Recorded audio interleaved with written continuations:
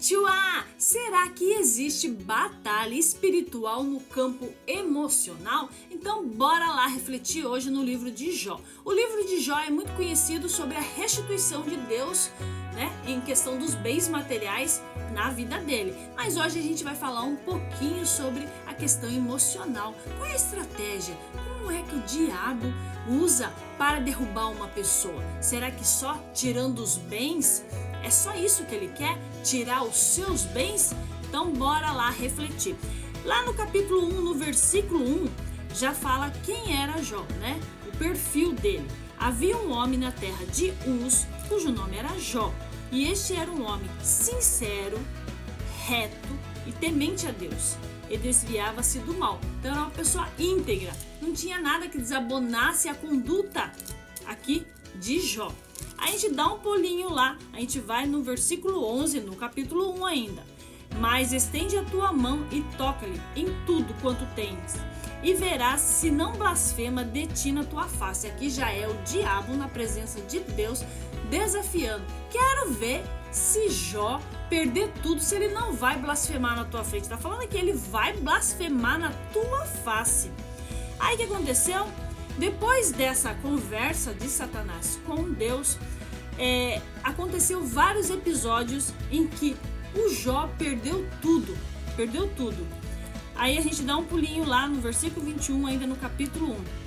Aqui já Jó falando: Nu saí do ventre da minha mãe, e nu tornarei para lá. O Senhor o deu e o Senhor o tomou. Bendito seja o nome do Senhor. Em tudo isso Jó não pecou, nem atribuiu a Deus falta alguma. Aqui no relato, depois se vocês derem um pulinho e ler o capítulo inteiro 1, você vai ver que Jó perdeu os seus bens materiais e também os seus filhos. Então a questão aqui emocional de Jó, imagina a situação dele.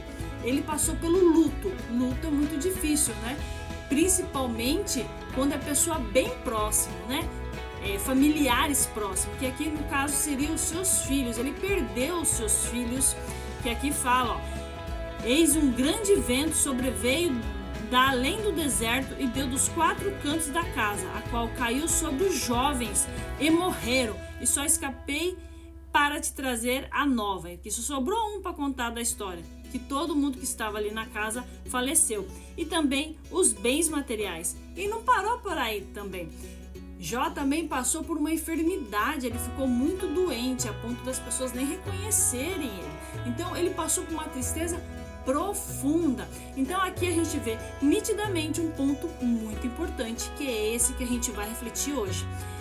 O diabo, ele não quer somente tirar os bens de alguém ou provocar que a pessoa tenha alguma doença, tenha alguma crise, tenha alguma coisa relacionado à questão física. O que o diabo realmente quer atacar é a questão emocional, porque o emocional está ligado com na nossa alma, do nosso espírito. O que ele quer está aqui, bem específico. No versículo 11, estende a tua mão e toca-lhe em tudo quanto tem, e verás se não blasfema de ti na tua face. O que ele quer é que a pessoa blasfeme contra Deus, que renuncie à sua salvação, que renuncie estar caminhando com Deus. É esse o objetivo do diabo. Tirar bem material é só uma consequência, é uma provocação para que a pessoa, no seu emocional, seja bombardeada a ponto de negar a Deus, de atribuir tudo que está acontecendo à sua volta a Deus. Claro que nem tudo que a gente vive, problema de saúde, financeiro, é culpa do diabo. A gente tem que deixar aí de pano de fundo. Mas tem situações, sim, que são batalhas espirituais que as pessoas vivem no seu campo emocional. Ela olha e vê perdendo tudo, até mesmo a sua saúde. E é aí que o diabo quer que ela negue a Cristo. Mas Jó traz algo aqui muito poderoso, muito poderoso. Lá no versículo 10 do capítulo 42. E o Senhor virou o cativeiro de Jó, quando orava pelos seus amigos. E o Senhor acrescentou a Jó outro tanto em dobro a tudo quanto ele possuía. Aonde é que Jó foi abençoado? Quando orava pelos seus amigos. Jó em nenhum momento pecou contra Deus. Ele falava da sua tristeza para Deus, da sua irritação, da sua insatisfação. Se você ler todo o livro, você vai ver ele falando da sua indagação, da sua situação, mas em nenhum momento ele pecou contra Deus. Ele triunfou, ele conseguiu externar realmente de forma plena a sua fé, que apesar de toda a situação, ele orava pelos seus amigos. Ele não negou a Cristo, ele não cedeu ali na sua batalha espiritual, negando a Deus, mesmo sendo bombardeado de tal forma no seu campo emocional.